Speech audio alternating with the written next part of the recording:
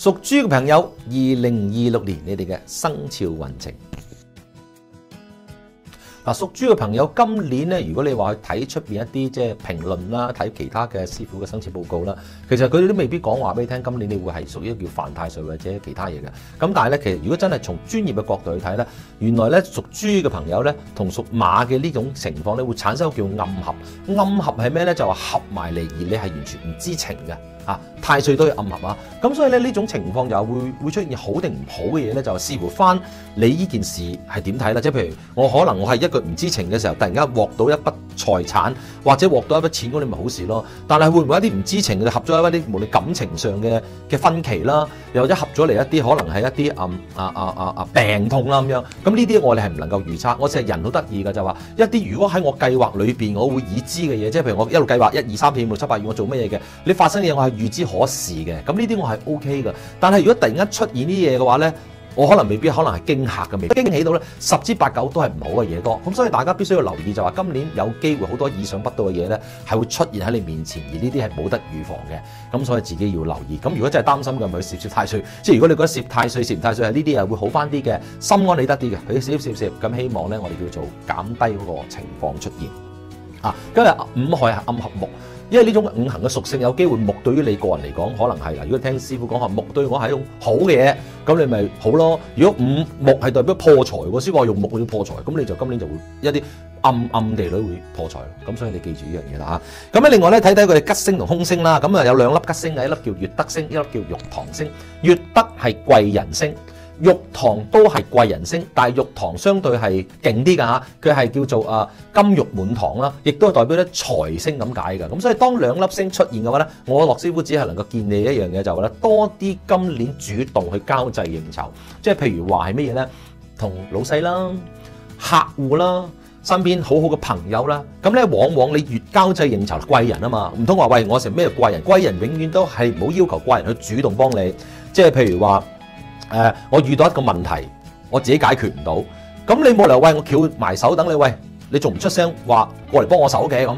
冇㗎，大佬，咁你一定去問嗰個貴人，問相關嗰個人，喂你可唔可以識唔識幫嘅？我掂我咁樣，咁你都要主動㗎。咁所以貴人呢樣嘢係相對㗎，唔係等埋嚟㗎。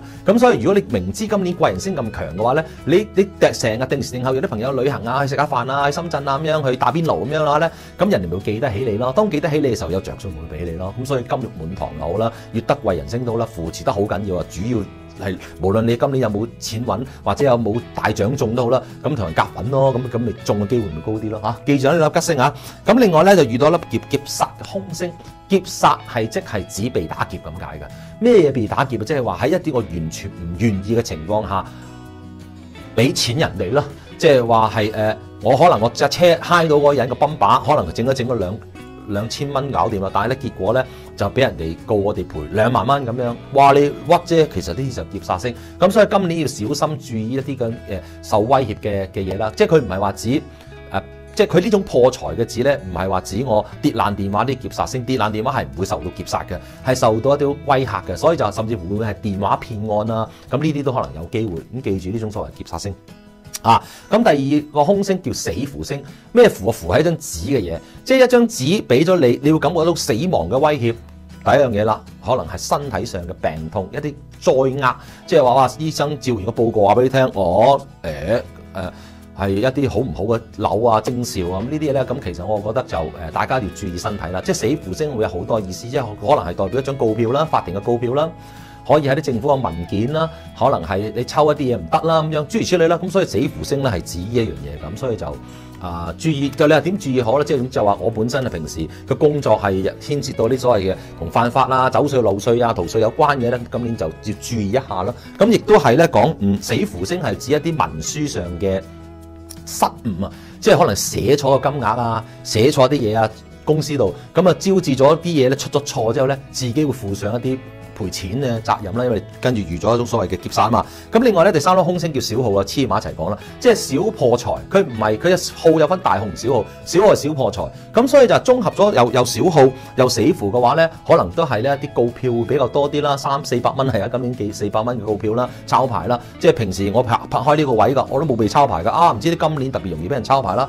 平時我轉呢個彎我都係80行出去㗎啦，都冇影相啊。今年唔知點解 set 無啦啦俾人 set robot 影咗罰咗一張好重嘅錢，亦都唔出奇。咁所以記住，甚至乎咧而家食煙啊罰到3000蚊㗎啦。咁大家尤其是啲小號咧，好容易中招嘅。食煙嘅煙民大家都要注意㗎啦。整體上咧，我哋叫做屬豬嘅朋友咧，吉星拱照嘅，好多貴人扶持嘅。咁但係咧出現一種所謂暗合啦，暗合我頭先講啦，你見到好明顯啲凶星係咩咧？就係話咧死符啊、小耗啦，即係話咧原來有啲嘢可能有機會一啲破財啊，成日冇咧即係俾啲驚嚇我啊！嗰度又要使錢啊，嗰度又跌咗啦，哇！嗰度又爛咗啦咁樣。咁呢啲就甚至乎劫殺都可以係啦。咁俾人跟住咗好耐之後，發覺俾人打劫咁啊唔出奇。咁啊，但係最終一步嚟講啦，即係話咧玉堂星咧係一種我哋叫逢凶化吉星啊。咁所以咧都係有驚無險。總括嚟計咧，少少太歲會比較安穩啲啊。咁所以咧呢一集講到啦，希望2026年屬豬嘅你哋能夠平平安安、身體健康啦。拜拜。